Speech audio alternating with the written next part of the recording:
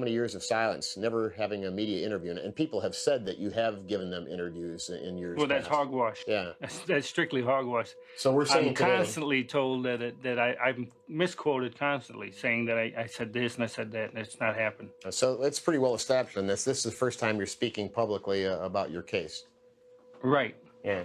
I've always felt that my attorneys were handling it, and they said to keep a low profile and stay away from it. And in light of all that has been used against me in the media, they've created this fantasy monster image, and it's been going on for the last 12 years. And I've ever had no comment, and I had no need to talk to the media for the simple reason that they were looking for sensationalism and they were looking for the monster. When you say fantasy monster image, what are you referring to by that? Well, the idea that I'm a homosexual thrill killer and all that garbage, and they painted this image of me that like I strolled down the streets and stalked young boys and slaughtered them. Hell, if you could see my schedule, my work schedule, you know damn well that I was never out there. Well, you were indicted, convicted, and sentenced on 33 counts of homicide. Is that correct? That's correct. Give me kind of just an overview of the business that you eventually established, the construction work. Is this self-taught then, the construction and maintenance work? I started doing painting, and then I started doing wallpapering and decorating. And inside of 3 years, PDM, which is painting, decorating, and maintenance, was doing $1 million a year. And that was. And I only had 4 employees. And that was the business you were in at the time of the arrests. That's correct. PDM in 1974 became a corporation, and then I owned PDM Contractors Corporation. I owned PDM Plumbing, PDM Concrete, and PDM Decorating. And then I branched off with another partner into Rafco Construction. And from there, we were doing strictly drugstores. Now, they did not search the house at that time or look through the house? No. According afterwards, they're claiming that they came to the front door of the house and knocked on the door and that I hid from them. Why didn't you let them in at that time when they were knocking at the front door? There was no way I could have heard them. I was way in the back of the house, in the rec room, on the telephone. When they finally walked around the side of the house, I could look out the picture window, see them there, because I was on the phone, and they could see me clearly too, sitting on the couch on the telephone, because I was talking to my sister in regards to a death in our family. So I told her that I would call her back, got up, went to the door, and he introduced himself as Kozenzak and Piquel, and they wanted to come in and talk to me about Robert Piest. And I had told him that I had not had any conversation with him, but I said, if you want to talk to me, then come back there. For me to come down to the police station. Okay, well, I didn't have time because I was doing work for the county and stuff like that. The police station finally on the next day, this was after Kozenzak and Piquel were at the house. They had asked me to come in and give me an account of my whereabouts. The thing of it is that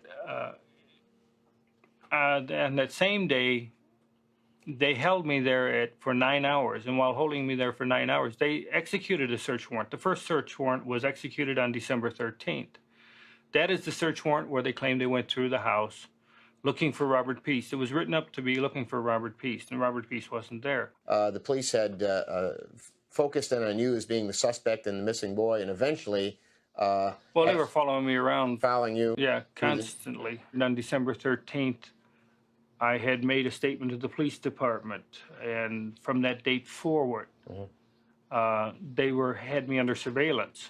The only trouble is that the Mickey Mouse way they were doing it, they had 2 cars following me day and night, and they had trouble keeping up with me, so I used to go out to the car in the morning and tell them where I was going, so in case they got lost. Because at the time, I was doing 5 construction jobs in 5 parts of the city. So in essence, I was all over the place. But this was like Keystone Cops trying to follow me around.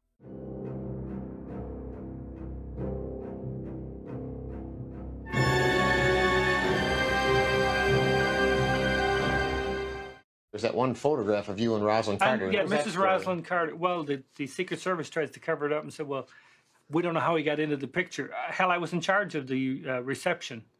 I had to stand at the door and let them know which politicians were allowed in and which ones weren't. the thing of it is, but the Secret Service wanted to cover up and make it sound like that I had no business there. I was cleared, and I was with the Secret Service at the time and setting up the parade route and everything, because I used to set up the parades for the Polish Alliance.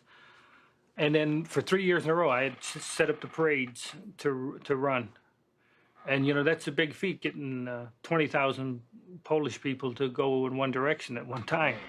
The subdivision where the Summerdale house is located is built on a clay field.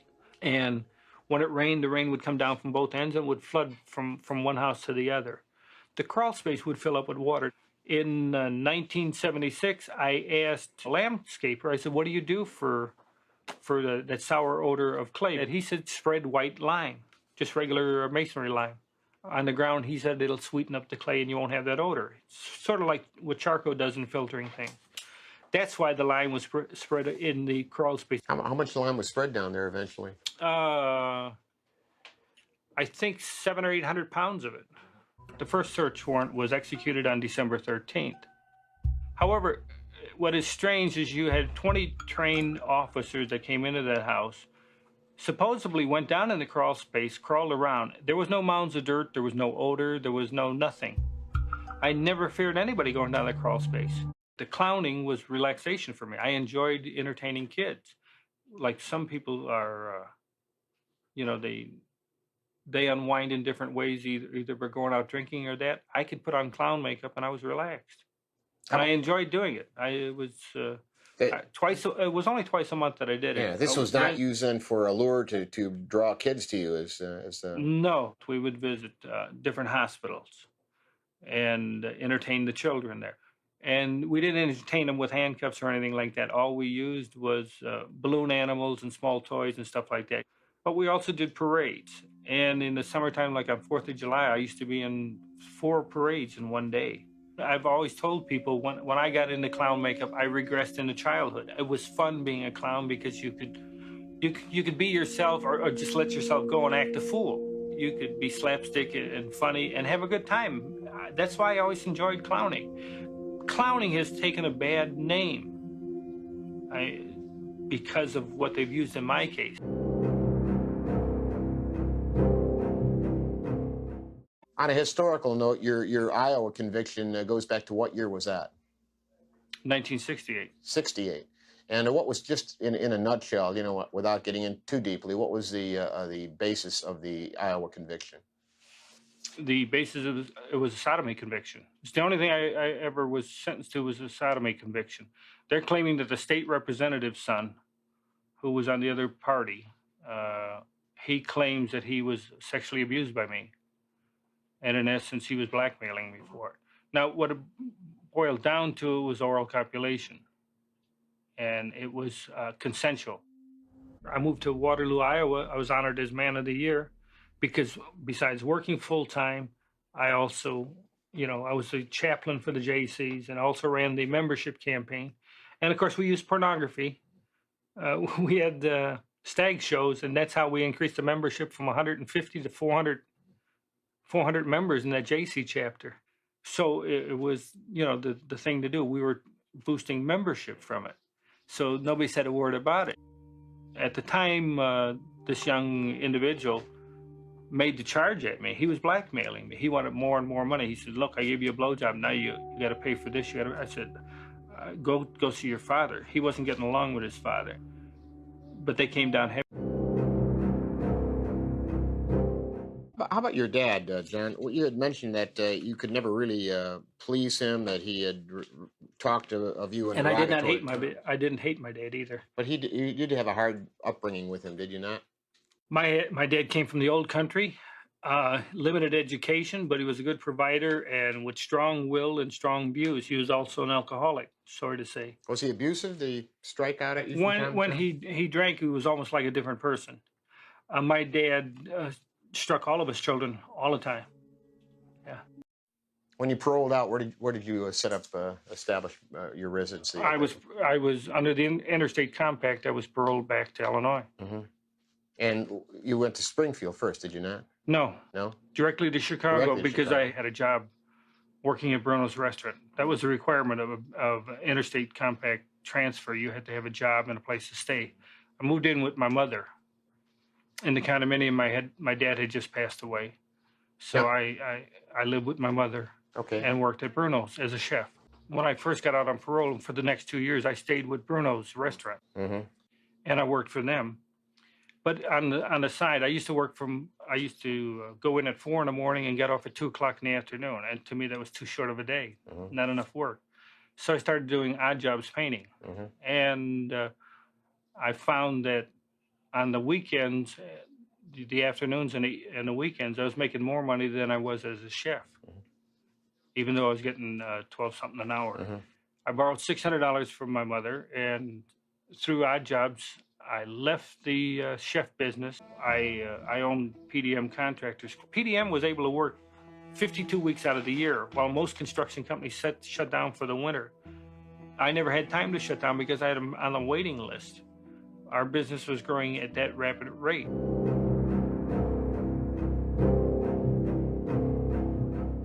Summerdale House was rented to PDM Contractors.